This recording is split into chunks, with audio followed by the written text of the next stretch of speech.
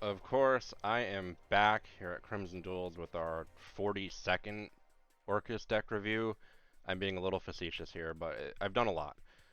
And this is the one that I've really been playing with, if you've watched my recent videos, and I'll probably make slight tweaks, but I feel like I'm finally getting into rhythm with this one, and we'll continue to play it. So instead of talking about the whole engine and da-da-da-da-da-da, I just want to kind of talk about the differences maybe versus other ones that I've been playing and why I feel like it's the most effective. So, thinking about the meta and seeing Orcust 70% of the time when you duel right now, um, even if you're playing Orcust, you have to be prepared to take on Orcust. And the first thing I'll highlight is Artifact Lancia. I think any deck that's going to be doing well right now is probably going to have to include either this or just something to, you know, get cards either out of the graveyard when your opponent's trying to trigger them, like a DD Crow, or something like Gravekeepers is going to stop access to the graveyard one way or another, just something to account for these type of things. I'm playing two of them here, and again, this is an Orcust counter. A lot of the non-Orcust monsters obviously are always trying to just get more than one monster out in a turn, so you can link summon into, let's say, Nightmare Phoenix, then into Mermaid, and then bringing out an Orcust monster, and getting the chain from there. So Link Slayer can be summoned from your hand if you have no monsters. A great draw for the first turn, or especially like if your opponent goes first, your first turn you bring Link Slayer out, and you can discard up to 2 cards, destroy 2 of their face downs, and so powerful for an Orcust deck. You're trying to get your Orcust monsters into the graveyard, so it accomplishes that too. Love it as a fit here. I don't have more than one, only because I think that it is kind of overkill, where the effect can only be triggered if you don't have any monsters in the field, and you don't want to draw 2 of these your first turn, but it's nice to have. Now, Phantom Skyblaster. I'll be quite honest, I didn't totally understand the play prior to kind of just feeling it out. But just to be very clear, the way that it is played is, if it's you're trying to get an Orcust monster out, you play Skyblaster, you summon the token that it brings out. You can do that to then bring out Nightmare Phoenix. If you're not going first, your opponent has a face down, you can trigger Nightmare Phoenix's effect. Discard a card, destroy a face down on their side of the field. Awesome. But you can then use Phoenix to bring out Nightmare Mermaid, which then can be used to bring out, with its effect, Orcust Nightmare, and you can use both those that effect to discard another card. So with both of those, you're destroying a back row card of your opponent. You are sending up to 2 Orcust monsters to the graveyard, and you're bringing an Orcust monster out, and then can get into Ding with all that chaining there. Swap Recycler, don't need to talk too much about. A little flexible here, but 2 Harp Horrors, 2 Nightmares, 1 Simple Skeleton, 1 World Wand. The ability is Switcheroo. I'm working on getting a second Cosmic Cyclone, but whenever you see something like Switcheroo with Cosmic Cyclone, the reason is because the effect, the skill can be activated when you lose 1,000 life points, and voila, Cosmic Cyclone loses 1,000 to banish a spell or trap on your opponent's side of the field. So definitely that over MST, and I'm going to make that change pretty soon there.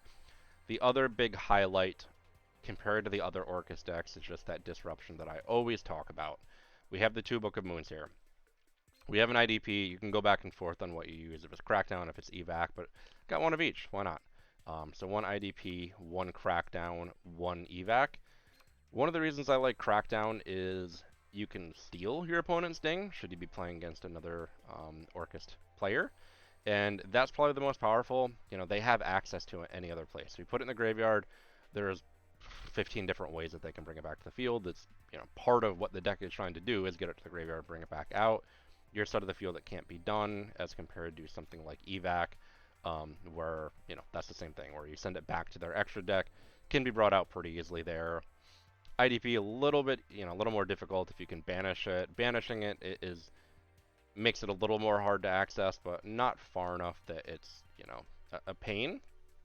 Card that's growing on me, Needle Ceiling. If you end your turn with just Ding on the field on the monster side of the board, not too impactful because it means that your opponent would have to get out 3 monsters for you to activate it. Not saying it doesn't happen, because I've pulled it off quite easily, but if you can get Ding and then like any other Orcust monster or any monster at all, your side of the field, your opponent only has to bring out 2 monsters to activate it there, and then wipe all face-up monsters. A really nice kind of piece of the puzzle there.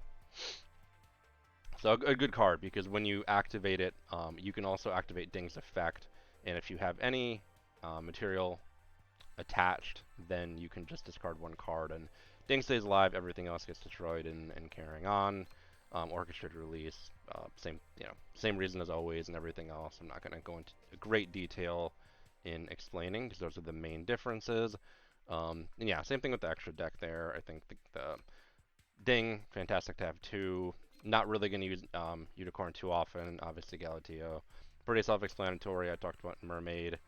Long, probably not going to use it, but nice to have as a big old backup plan.